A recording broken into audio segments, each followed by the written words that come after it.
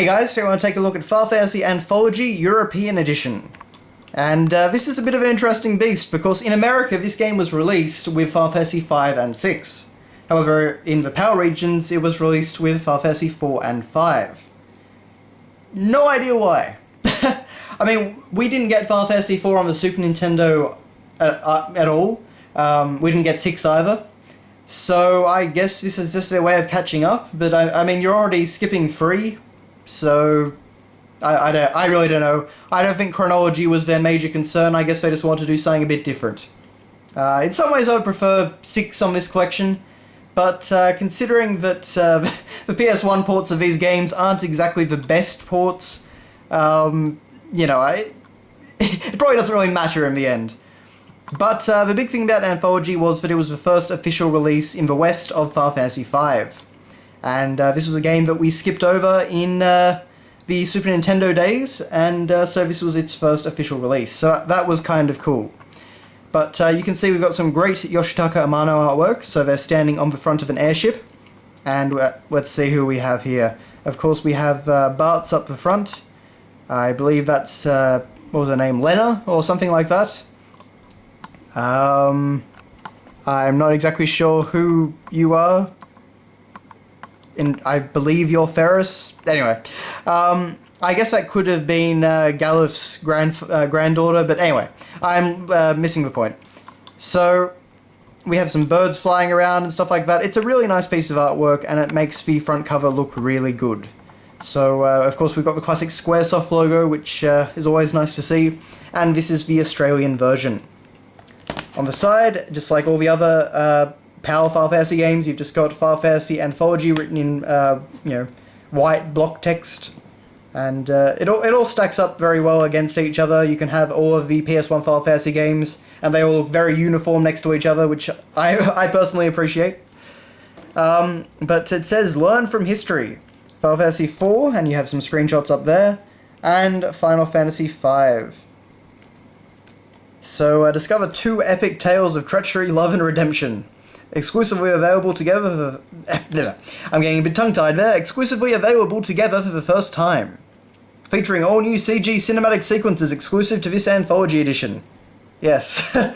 Yes, those CG sequences are sort of interesting. They're very haphazardly done, and I'm not exactly sure I like the style that they chose. They were trying to emulate Yoshitaka Amano's artwork, and I don't think they quite pulled it off. But anyway, discover the origins of, you know, Final Fantasy features like the ATB battle system and things like that.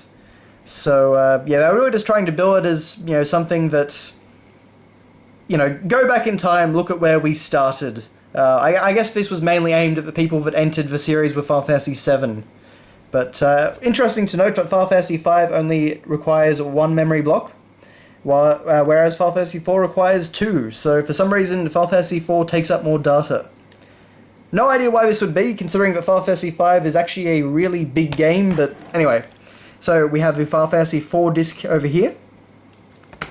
We have our manual, which I will get to in just a moment. But before that, we have Final Fantasy V's disc over here. Now, I believe in Japan these were actually released as individual games, so you had to rebuy Final Fantasy IV, rebuy Final Fantasy V, stuff like that. Which seems a bit crazy to me, but, you know, there you go. So I guess that's why they have their own discs. I'm pretty sure you could fit Final Fantasy IV and 5 onto a single PlayStation 1 disc, but perhaps I'm wrong.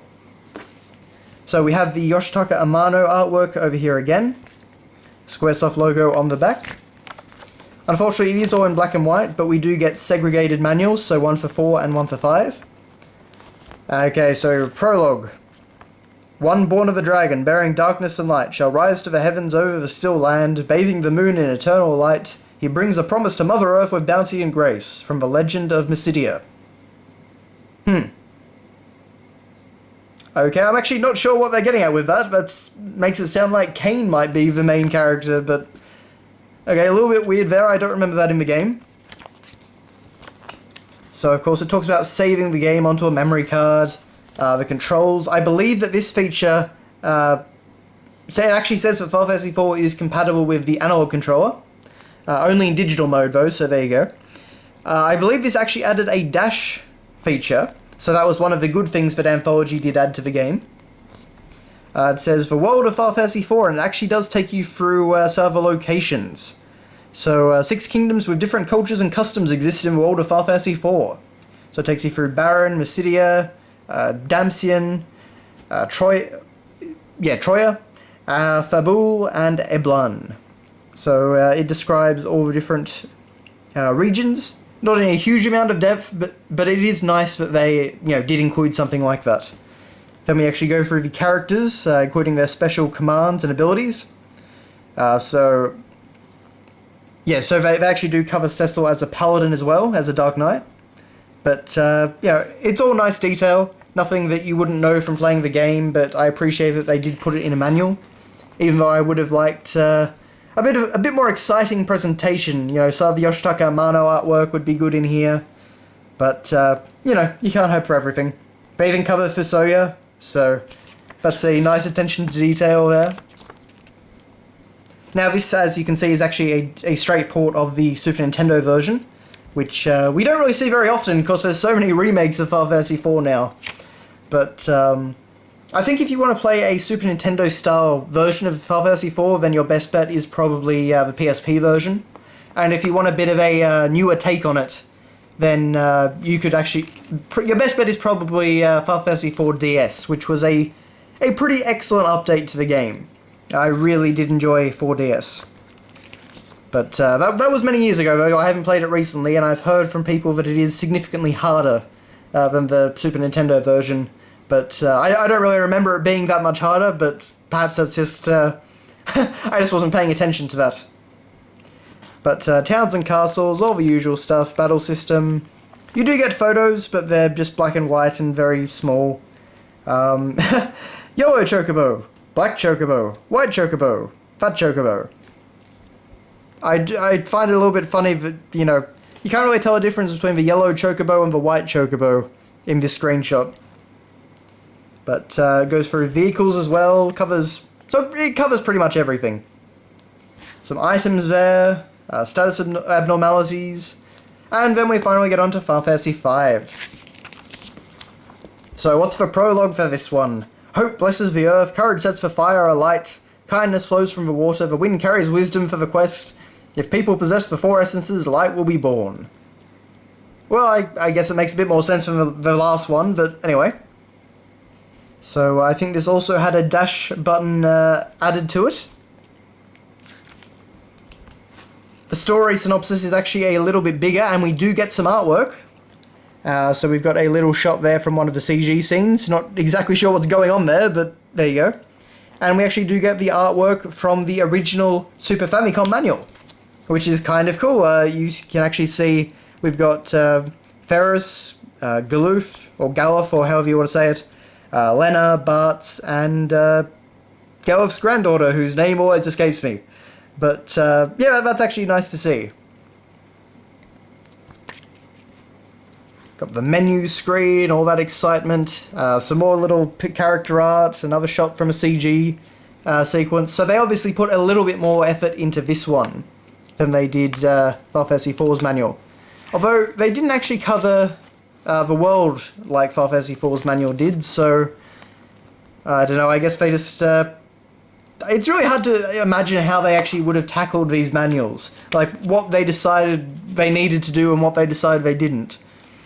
But yeah, it looks like we're getting much less story stuff in here. Of course, covering the job system. One of the, I believe that's the Berserker outfit or something like that. I can't quite remember what all the jobs in Final Fantasy V were. There were certainly quite a few of them. We have a shot of Ferris from the CG opening. And, okay, that's actually really cool then. We do get a job and ability list. So, job, we can see a knight there, a monk, a thief, a lancer, a ninja, a samurai, berserker. So yes, it looks like I was right about berserker. Hunter, sorcerer, white mage. And in the original Super Famicom manual, you actually get a big fold-out poster with all of this artwork detailing all the different jobs. But you know, the fact that they actually did include it in this manual is a pretty nice touch. Shame it's not in colour like the Super Famicom manual is, but, you know, not too bad. Also do have a rundown of all the magic. So, yeah, the Final Fantasy V manual, on the whole, I'd say is probably better than the Final Fantasy IV manual, but, you know, none of it's very exciting compared to other Final Fantasy manuals. But, yeah, that's all there is. So, thank you very much for watching, guys. That was Final Fantasy Anthology, and I will see you next time.